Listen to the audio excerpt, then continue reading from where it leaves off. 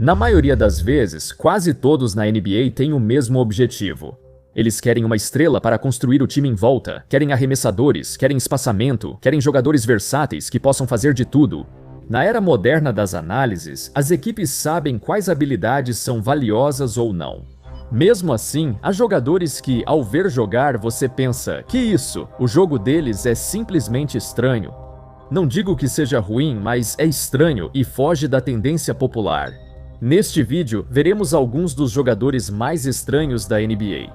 Kyle Anderson novamente faz isso no seu próprio ritmo. Kyle Anderson. Você não deve se surpreender por Kyle Anderson estar neste vídeo, mas aposto que está surpreso. Ele ainda está jogando minutos significativos em um elenco da NBA quando Anderson entrou na NBA em 2014. Foi numa era diferente, em que todas as equipes queriam alas hiperatléticos e versáteis. Todos perceberam que, para vencer, é preciso alas competentes que joguem e defendam em várias posições. Como um ala de 2,06 metros e impulsão de 43 centímetros, Kyle Anderson era o oposto do que a posição representava. Ele era lento, e quando eu digo lento, não estou falando de velocidade de corrida, ele era realmente lento. Cada movimento, arremesso, drible e passe que ele fazia parecia um basquete em câmera lenta. Foi assim que ele ganhou o apelido de Slow-Mo. Se você visse uma jogada aleatória de Kyle Anderson sem notar o uniforme, não saberia de que ano é. Não importa se ele tem 21 ou 32 anos, o estilo de jogo dele parece exatamente o mesmo. O jogo dele é tão único e estranho que acabou virando meme ao longo dos anos. Na verdade, Anderson, mesmo sem muita velocidade, possui várias características acima da média para a NBA. Você tem que lembrar que, quando ele chegou na liga, a visão de jogo e o tamanho dele foram comparados aos de Magic Johnson. É uma comparação exagerada, mas no papel ele era um armador de 2,06 metros elite nos passes e com quociente de inteligência de basquete altíssimo. Entrar para o Spurs como novato foi a melhor coisa que poderia ter acontecido com ele, porque eles valorizam jogadores com alto quociente de inteligência de basquete. Greg Popovich disse o seguinte sobre ele, abre aspas, ele é um novato, um jovem trabalhador, mas ainda é um novato, tem muito a aprender, mas ele está se esforçando muito e é um bom garoto, acho que ele sabe jogar, é um garoto inteligente, inteligência é bom. Ele até comparou o jovem Anderson a outro jogador do time, Boris Diaw. Ele percebeu que ele pode ser um armador de ala que rompe defesas, não pelo primeiro passo, mas por ver um corredor de passe antes dos outros. O jogo em câmera lenta dele tem razão. Olhos e mente vão a 160 km por hora. Jogar devagar pode ser vantajoso, pois quando ele avança pela quadra, é surpreendentemente difícil marcá-lo. Porque ele é tão devagar, você nunca sabe quando ele vai fazer o movimento dele. Capaz de se infiltrar até o final. Apesar de ser visto como piada como jogador por anos, Anderson continua seguindo em frente. Os times ainda valorizam seu alto quociente de inteligência e instinto para o basquete. Gary Payton, segundo os Warriors, já disseram que ele é o jogador de 1,88 metros mais alto que já viram. Isso porque, se tem alguém que joga acima da sua altura, esse alguém é Gary Payton II.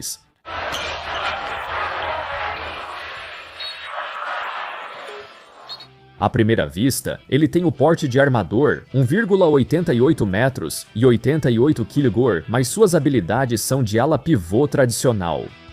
Ele bloqueia para os armadores e corta para a cesta como pivô. Quando não faz isso, atua como dunker. Como Aaron Gordon no Nuggets, essa posição era tradicionalmente ocupada por jogadores mais altos. Mesmo assim, esse cara de 1,88 metros faz isso muito bem. Payton cumpriu tão bem esse papel em 2021 a 22 que liderou a liga em aproveitamento de arremessos de 2 pontos. Ele teve mais de 75% de aproveitamento nos arremessos de 2 pontos, superando Rudy Gobert e Jarrett Allen, pivôs de 2,13 metros que pontuam quase sempre perto da cesta. Consegue imaginar alguém com 1,88 metros fazendo isso ainda melhor? Desde então, nenhum jogador igualou a eficiência de 2 pontos de Payton. Mais impressionante é que Payton não foi escolhido no draft. Só aos 28 ou 29 anos ele entrou nos Warriors e achou seu lugar. Times anteriores consideravam Payton um caso perdido, o que faz sentido. Ele era um armador sem arremesso, passe ou controle de bola, parecendo um colegial. É natural que um armador não draftado, sem nenhuma habilidade de armador, saia da NBA muito rapidamente. Mas os Warriors viram algo nele. Essas habilidades incomuns salvaram sua carreira e o tornaram um dos armadores mais eficientes da história do basquete. Uma impulsão vertical de 99 centímetros certamente ajuda, mas é sua habilidade de se posicionar e achar brechas na defesa que o torna um jogador único. Em um time como o Warriors, que enfatizava encontrar o jogador livre, foi a oportunidade perfeita para ele se destacar como nenhum outro. Josh Hart. Poucos jogadores com até 1,96 metros têm média acima de 7 rebotes por jogo na carreira. Josh Hart está na lista. Como Peyton, não mostrava habilidades excepcionais de armador. Desde que entrou na NBA pelo Lakers até chegar aos Knicks, todos sabiam no que Josh Hart era bom, diferentemente de Peyton. Só não sabiam como encaixá-lo em um elenco e maximizar seu talento. Hoje, os times exigem que seu ala armador ou ala titular acerte bolas de 3 com regularidade. Hart melhorou seu arremesso ao longo da carreira, mas os adversários o deixavam livre devido aos problemas de espaçamento dos times em que jogava. Nos Knicks, precisavam dele. Sua energia e dedicação superavam qualquer outro da posição. O termo coração acima da altura não reflete o que representa. Ele é exemplo de resiliência. Depois de ser trocado entre 3 times diferentes em seus primeiros 5 anos, Hart nunca deixou de ser quem era e continuou fazendo o que sabia fazer de melhor. Eu vi isso de perto nos playoffs de 2023, quando o baixinho Josh Hart dominou os rebotes contra os Cavaliers, e depois novamente nos playoffs de 2024, quando teve média acima de 12 rebotes por jogo contra os Sixers, liderou a série em rebotes e repetiu o feito na rodada seguinte contra os Pacers. Quando um repórter perguntou para ele, como você faz isso? Como você pega mais rebotes que todo mundo? Você tem 1,96 metros. Hart respondeu, só observa a trajetória da bola e avalia se vai bater na frente, atrás ou se será curta. Se a bola vai bater no aro e voltar ou bater na tabela e sair, é puro instinto tentar avaliar e buscar. As pessoas sempre disseram que rebote é principalmente esforço, mas Hart tem um fluxograma inteiro na cabeça dele. É por isso que sempre parece que ele está no lugar certo na hora certa. Para acrescentar a isso, ele passou a se apoiar no talento para rebotes, por exemplo. Ele não era bom no controle de bola, mas trabalhou nisso recentemente porque ajuda muito seu time. Quando pega o rebote e já inicia o contra-ataque, a maioria dos grandes reboteiros não consegue conduzir e avançar juntos. Mas Hart consegue. Em vez de ser pressionado a mudar, Hart ganhou liberdade para ser ele mesmo, e isso basta. Naz Reid. O ex-melhor sexto homem do ano e a maior piada recorrente de Minnesota, Naz Reid é uma revelação dentro e fora das quadras. À primeira vista, você vê um grandalhão de 2,06 metros e 118 quilos. Ele era ainda mais pesado quando entrou na liga. Ainda assim, por algum motivo, apesar de ser considerado um recruta 5 estrelas e classificado como o 12º melhor jogador do país em 2018, ele não foi selecionado no draft. Alguns afirmam que foi pelo ano de calouro fraco em LSU e desempenho ainda pior em março. Loucura. Mas eu não acho que foi isso. Foi principalmente por estar fora de forma no combine do draft. Ele foi registrado com 14% de gordura corporal, a maior de qualquer jogador do combine de 2019. Ao vê-lo com esse porte imponente, você esperaria um brutamontes, tipo Zach Randolph, um ala pivô forte que impõe presença até a cesta. Não, esse não é o Naz Reid. Ele é especialista em arremessos de 3 pontos, joga de frente para a cesta e cria o próprio arremesso com o drible. 49 dos arremessos de quadra dele vêm de catch and shoot, 15 são de pull-ups e apenas 8 são de jogadas de costas para a cesta. O repertório de arremessos dele lembra o de um ala armador, não de alguém com 2,06 metros e 118 kg. Ele não joga bem de costas para a cesta e prefere arremessar de primeira. Seu conjunto de habilidades único tem sido fundamental para o sucesso dos Wolves nos últimos anos.